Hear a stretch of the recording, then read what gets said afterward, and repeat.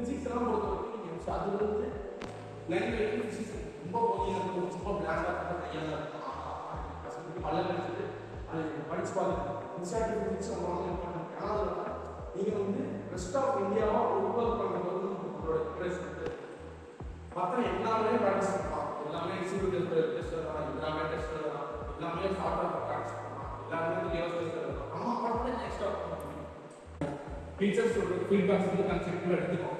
முடிஞ்ச அளவுக்கு டுவர்ட்ஸ் அது வந்து நம்ம பார்க்கலாம். கொஸ்டின்ஸ் மேக்ஸிமம் ப்ராக்டிஸ் பண்ணலாம். கண்டென்ட் தரவு பண்ணிடுங்க. என்சிஆர்டி பார்த்தீங்கன்னா நீங்கள் கவர் பண்ண என்சிஆர்டி எக்ஸ்ட்ரா புக் வேலையே இல்லை. எக்ஸ்ட்ரா புக் இருக்குது, ஃபங்க்ஷன் நீங்கள் ப்ராக்டிஸ் பண்ணலாம். ஆனால் மெயினாக ப்ரிப்பரேஷன் ஃபோக்கஸ் பண்ணுறது வந்து என்சிஆர்டி தான்.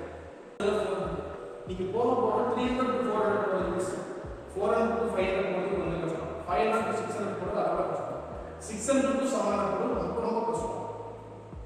காலையே உங்களுக்கு காலை போகணும், 0 to 20 போகிறது, 100 கூட நீங்கள் போகிறது எல்லாமே வந்து ஒரு பவர் வச்சு தான் இருக்குது. அந்த மாதிரி தான் இந்த 35 டேஸில் எவன் பற்றி நீங்கள் பாருங்கள், எனக்கு நாம தான் முக்கியம் அப்படின்னு செல்ஃபிஷாக இருக்கு பாருங்க. எல்லாரும் ரொம்ப செல்ஃபிஷாக இருக்கு பாருங்க.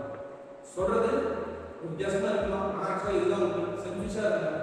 இன்னொரு பையன் நமக்கு டவுட் கேட்டால் சொல்லியதெல்லாம் தப்பு இல்லை. அதுக்கு வேண்டி வந்து அவனோட வந்து குரூப் ஸ்டடி பண்ணி கன்செப்டாக பண்ணால் பரவாயில்ல. குரூப் ஸ்டடி பண்ணி எங்கள் கன்செப்டெல்லாம் பரவாயில்ல, குரூப் ஸ்டடி இல்லை.